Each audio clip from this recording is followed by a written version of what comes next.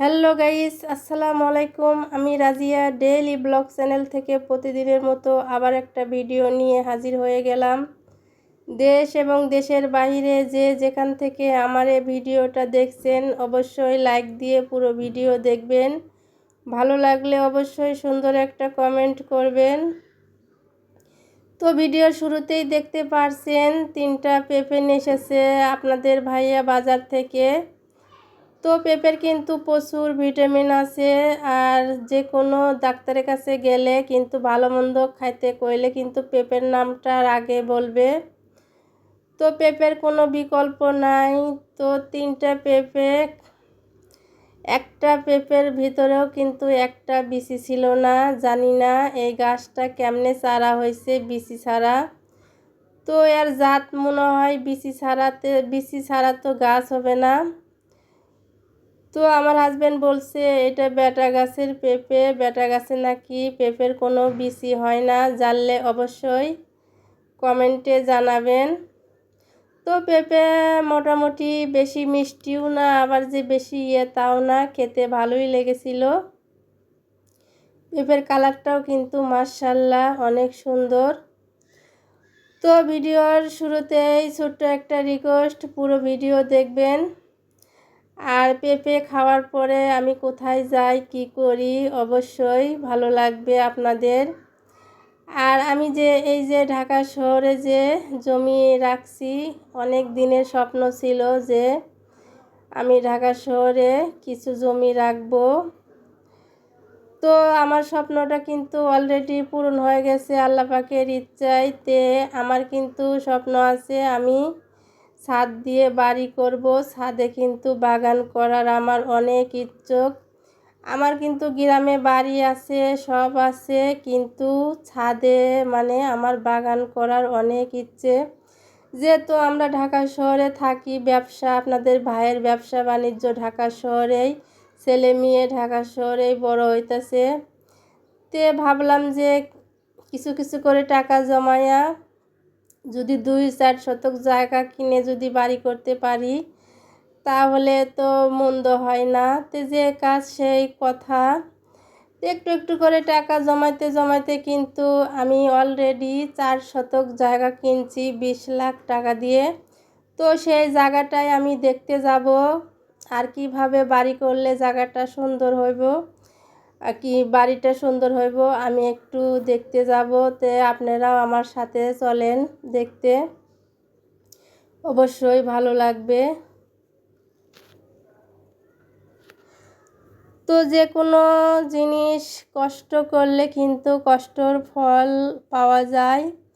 মন দিয়ে আল্লাহর কাছে চাইলে বা পরিশ্রম করলে পরিশ্রমের ফল অবশ্যই পাওয়া যায়। একটু ধৈর্য ধরলেই কিন্তু সফল হওয়া যায়।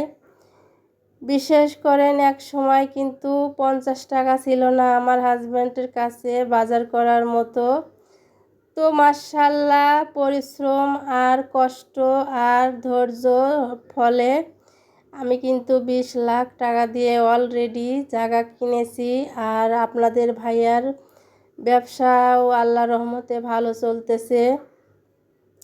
আপনাদের ভাইয়ার পাশাপাশি কিন্তু আমারও ছোটোখাটো একটা ব্যবসা আছে। তো মানে স্বামী স্ত্রী মিলেই যদি কোনো কাজ করা যায় সেই কাজের কিন্তু সফল হয়। তো এই যে কিউট কিউট কয়েকটা গাছ দেখতে পারলেন, ওই গাছ কিন্তু একটার মধ্যে ছিল, আমি আলাদা করে 2টার মধ্যে দিয়ে দিছি। আর ওই গাছগুলো নাকি প্রজাপতি গাছ, রাতের বেলা আর কি হয়ে যায়। তো এখানে আমি এই যে ডিম সিদ্ধ দিলাম আর দুধ জাল দিয়ে দিব। আপনাদের ভাই একটু শরীর অসুস্থ, এই জন্য সকাল করে দুধ ডিম এগুলোই দেই। আর এই যে ব্যালকনিতে গাছগুলোরও কিন্তু আমি মাশাআল্লাহ অনেক যত্ন করি।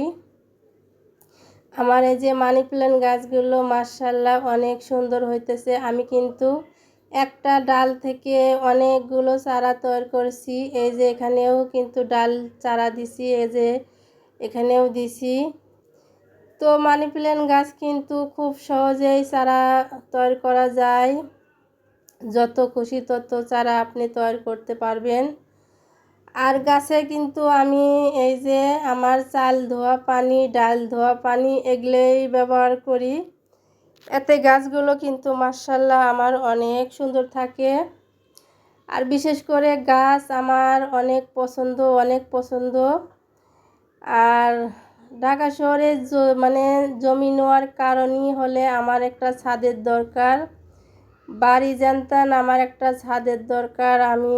আমার অনেক স্বপ্ন ছাদে বাগান করব।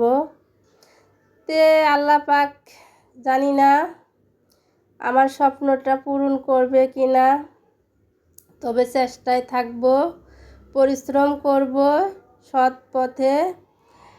আর এখানে যে ডিম সিদ্ধ হয়ে গেছে, ডিমগুলো কেটে নিলাম। আর দুধটাও গরম হয়ে গেছে, আপনাদের ভাইয়াকে খেতে দিব। তারপরে আমি আমার ওই যে স্বপ্নের জায়গা দেখতে চলে যাব।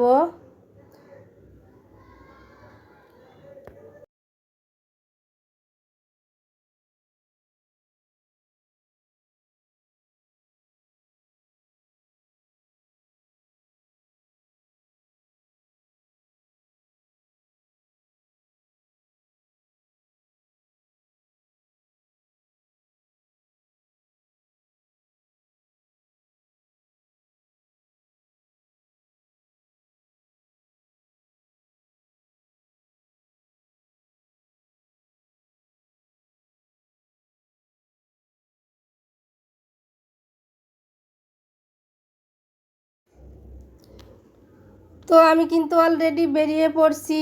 আর আমি জায়গাটা নিয়েছি একদম নিরিবিলি বিলের ধারে, যাতে কোনো শব্দ চিল্লাচিল্লি না থাকে, একদম ফাঁকা নিরিবিলি। আমার বেশি শহরের মধ্যে গ্যামজাম ভালো লাগে না, একটু শহরের সাইডে ফাঁকা জায়গায়। এই যে দেখেন কত সুন্দর ঘুঘু। আর এই জায়গাটা কিন্তু আশেপাশে গ্রামের পরিবেশ, আপনি ভাবতেই পারবেন না যে এটা শহর। একটু শহরের সাইডে ফাঁকে জায়গাটা নিছি, নিরিবিলি। এটা কিন্তু আগে বাগান বাড়ি ছিল। তো এই যে এখানে কিন্তু ঘরও আছে, গাছ, প্রচুর গাছ আছে। আর যেহেতু এখানে কোনো লোকজন থাকে না, এই জন্যই বাড়িটা মরার মতো পড়ে আছে। তো এই বাড়ি সহ কিন্তু বিক্রি হয়ে গেছে। তো এখানে এই যে প্লট করা হয়েছে অনেকগুলো, এই বাড়ি সহ আছে হলে 10 শতাংশ। আর এই যে এটা কিন্তু আমাদের জায়গা, আপনাদের ভাইয়ার নামে সাইনবোর্ডটা দেওয়া হয়েছে। এখানে কিন্তু 4 শতাংশ জায়গা আছে, এই যে ওই যে মাথা পর্যন্ত। আর এই যে সামনে কিন্তু বিশাল বিল। তো জায়গাটা কিন্তু আমার কাছে মাশাআল্লাহ অনেক ভালো হয়ে লাগছে। আর বিশেষ করে যখন বাড়ি করব আরও ভালো লাগবে। তো আমি কিন্তু আসার পরে আবারও যে রান্নাঘরে চলে আসছি রান্না করার জন্য। তো আমি আর কথা বলবো না, ভিডিওটা পুরো দেখতে থাকেন।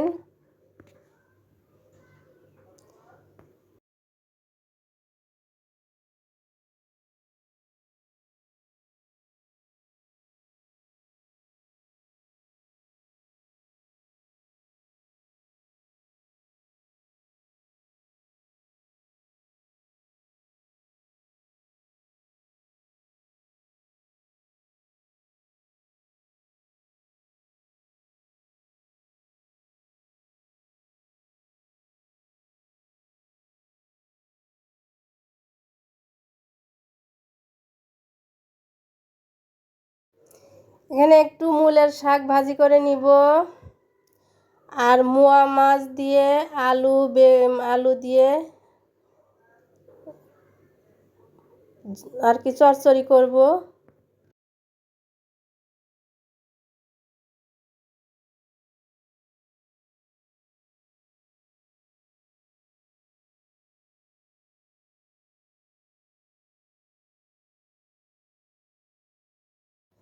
আলু, ধন্দল, কাঁচামরিচ, পেঁয়াজ কিন্তু আমি কুচি করে নিয়েছি। এগুলো এখন ভালো করে মাখিয়ে তারপরে চচ্চড়ি রান্না করব।